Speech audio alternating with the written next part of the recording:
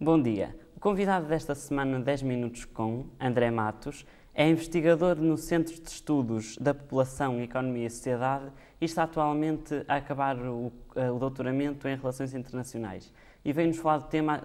da adesão da Turquia à União Europeia. Bom dia, André. Olá, bom dia. Quais são os motivos que levam a Turquia a aderir à União Europeia? Ou querer aderir? Em primeiro lugar, o processo de adesão da Turquia já é um processo muito longo e a primeira candidatura da Turquia foi logo na década de 50, o que significa que já estamos a falar de um processo com várias décadas e por isso os interesses podem ter vindo a mudar e a alterar-se ao longo do tempo, como é natural, porque as coisas mudam imenso. Na altura estávamos no período da Guerra Fria, o que significava que a Turquia era de grande interesse tanto para a Europa, na altura ainda na União Europeia, como para os próprios Estados Unidos e, portanto, a Turquia foi levada a aproximar-se do bloco europeu por pressão dos Estados Unidos, mas também por interesses de ordem económica, uma vez que a Europa, na altura, a CEE, constituía um importante vetor de desenvolvimento económico e de promoção da economia no bloco ocidental. E essas foram, à partida, as principais motivações da Turquia para se candidatar à adesão plena, como membro pleno da União Europeia. Entretanto, as coisas foram alterando, com o fim da Guerra Fria, os interesses geoestratégicos da Turquia e dos países ocidentais, principalmente os Estados Unidos, foram-se alterando, modificando, mas mesmo assim a Turquia continuou o processo de adesão no sentido de se aproximar da União Europeia e dos países ocidentais, sempre com o intuito principal, na minha perspectiva, da vertente económica, mas também para obter aquilo que nós em Relações Internacionais chamamos de reconhecimento internacional do valor geoestratégico, político, cultural da própria Turquia. E como é que se pode considerar este país, a Turquia, a nível de cultura, de política, etc.? Pode-se enquadrar na União Europeia ou vai ficar um bocadinho à parte? Ora bem, como todos sabemos, a Turquia desde logo é um país muçulmano, mais de 99% da população é muçulmana, mas ao contrário de outros países árabes, não é um Estado teocrático e, para além do mais, é uma população muçulmana, mas moderada, o que significa que, apesar de haver essas divergências com uma Europa que é cristã, na sua esmagadora maioria, há sempre uma janela de diversidade que poderá ser aberta caso a Turquia acabe por entrar na União Europeia eventualmente no futuro. Em termos políticos, a Turquia é aquilo que eu considero uma democracia em consolidação e por isso está a melhorar a qualidade da sua democracia desde a implantação da República em 1923 e em termos culturais é um país bastante rico porque foi alvo de várias influências, tanto do seu lado asiático como do lado europeu ocidental. E por isso é um país bastante rico em termos culturais e em termos sociais também, mas é um país, como todos sabemos igualmente, bastante diferente daquilo que é o mais comum em termos da União Europeia e dos países da Europa Ocidental no seu geral. O que, na minha opinião, não é um motivo para a não adesão, é apenas mais um motivo para a adesão no sentido do enriquecimento cultural e da diversidade cultural da Europa. E quais são as questões mais problemáticas entre a relação entre a União Europeia e a Turquia? Ora bem, para ser sincero, são muitas, são imensas. Em primeiro lugar, a opinião pública europeia é muito contra esta adesão,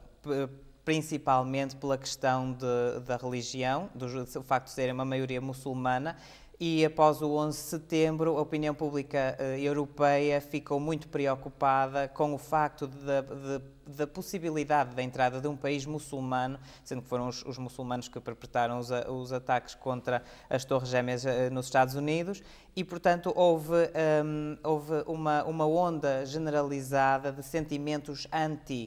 muçulmanos que vieram agravar esta oposição entre a Turquia e a União Europeia, uma vez que os líderes políticos não podem contar à partida com o apoio da opinião pública. Em segundo lugar, há questões bastante específicas que eu não posso desenvolver aqui, mas que servem igualmente como obstáculos a estas relações, nomeadamente a questão de Chipre. A Turquia invadiu o Chipre em 1974 e está atualmente a ocupar aquilo que é hoje em dia um Estado-membro da União Europeia e, portanto,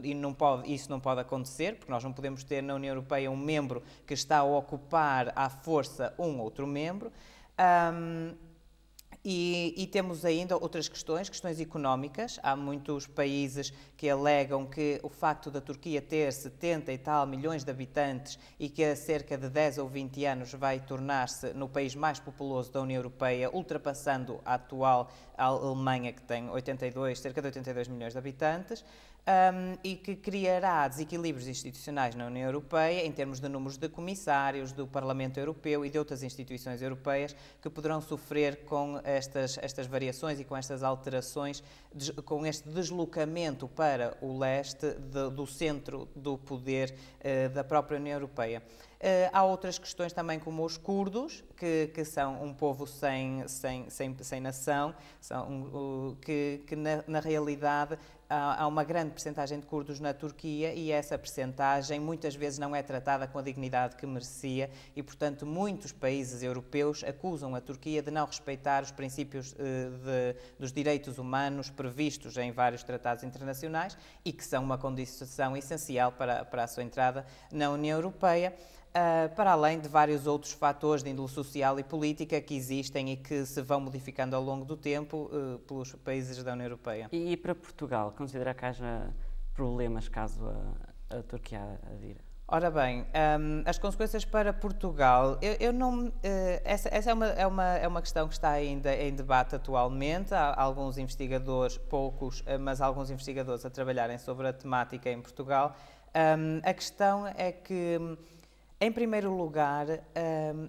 teria que haver, caso a Turquia entrasse na União Europeia, uma realocação ou uma redistribuição dos fundos que a União Europeia dá aos países. O facto da Turquia ser um país ou de uma economia em crescimento não significa que ela ainda não tenha problemas estruturais que precisam de ser combatidos com o apoio dos fundos estruturais da União Europeia, o que significaria para Portugal, eventualmente, na minha perspectiva, uma redução dos fundos que a União Europeia aloca para o nosso país e, por consequência, poderia ter um certo impacto negativo. Contudo, não me parece que seja um problema que os portugueses poderão eventualmente notar. Em termos de decisão política, eu penso que o facto de Portugal e a Turquia, não sei se é um facto muito conhecido, serem aliados e serem cúmplices em muitas políticas por terem interesses comuns, nomeadamente interesses para a zona do sul da Europa e do Mediterrâneo e para o norte de África. Isso possivelmente poderá ser uma vantagem para Portugal, o facto de contar com a Turquia numa União Europeia alargada e poder contar com mais um aliado que possa promover as políticas e os interesses do nosso país. E, portanto, para concluir, concorda ou não com a adesão da Turquia? Essa é uma questão muito complicada que me colocam a todo momento. A minha posição é uma posição com algumas reservas, no sentido em que eu sou a favor da entrada, estou a falar em termos académicos, a favor da entrada da Turquia na União Europeia,